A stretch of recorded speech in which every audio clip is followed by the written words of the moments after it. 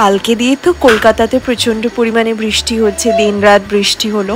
আর আজকে সকালেও দেখো একটু আগে পর্যন্ত বৃষ্টি হয়েছে। ওয়েদারটা কীরকম গুম হয়ে রয়েছে, আবার মনে হয় বৃষ্টি নাববে নাববে করছে।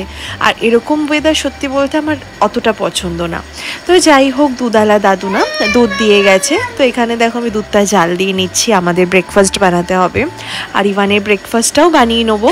আর এখানে দেখো ইভানের জন্য আজকে ব্রেকফাস্টে দুধ সুজি বানাবো। রোজ কিন্তু একরকম ব্রেকফাস্ট আমি দিই না, কোনো সময় আপেল সিদ্ধ, কোনো সময় সেরেল্যাক, তো এরকম ঘুরিয়ে ফিরে দিতে থাকি। আজকে দুধ সুজি, দেখো আমি সুজিটা দিয়ে নিয়ে জাল দিয়ে দেবো।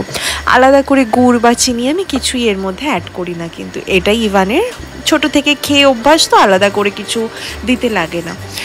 তো এখানে তো ইভানের ব্রেকফাস্ট রেডি হচ্ছে, তারপরে আমি ওকে খাইয়ে দাবিয়ে বাকি কাজে হাত দেবো। সবার প্রথমে ঘুম থেকে উঠে আমার এটাই কাজ থাকে, ইভানের ব্রেকফাস্ট রেডি করে ওকে খাওয়ানো। ওর খাওয়া হয়ে গেলে আমি একটু নিশ্চিন্ত হয়ে ঘরের বাকি কাজগুলো করতে পারি। আর এখন তো দেখতেই পাচ্ছ আমার হাজব্যান্ড ঘরে রয়েছে।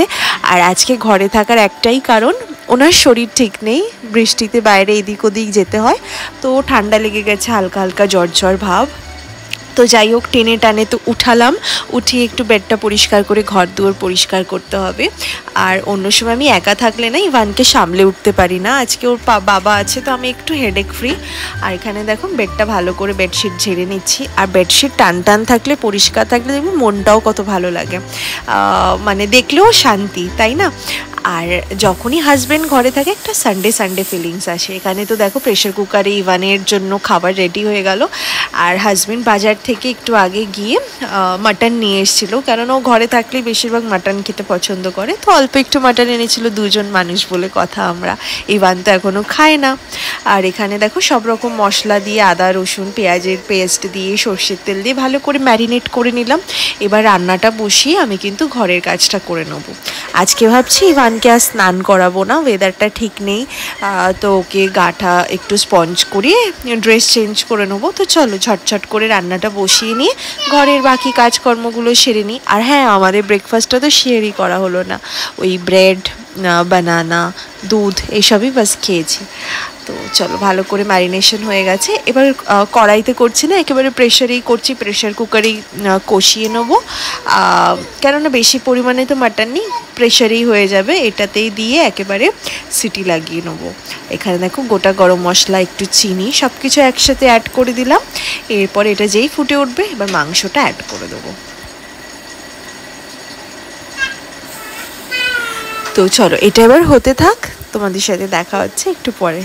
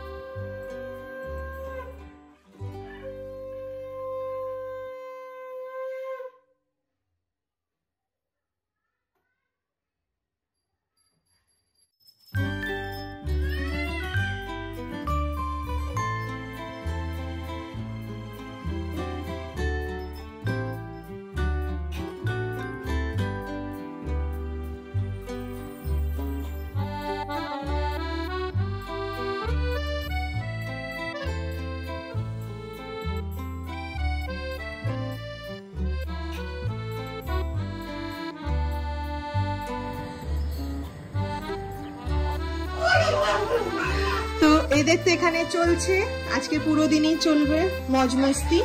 আর এখানে হচ্ছে আমাদের কিচেনে পুরো কাজকর্ম কমপ্লিট হয়ে গেছে আমার। আর কি কি আজকে মেনু আছে চলো তোমাদের সাথে একটু শেয়ার করা যাক। এখানে রয়েছে রাইস, ঠিক আছে, এখানে রয়েছে রাইস।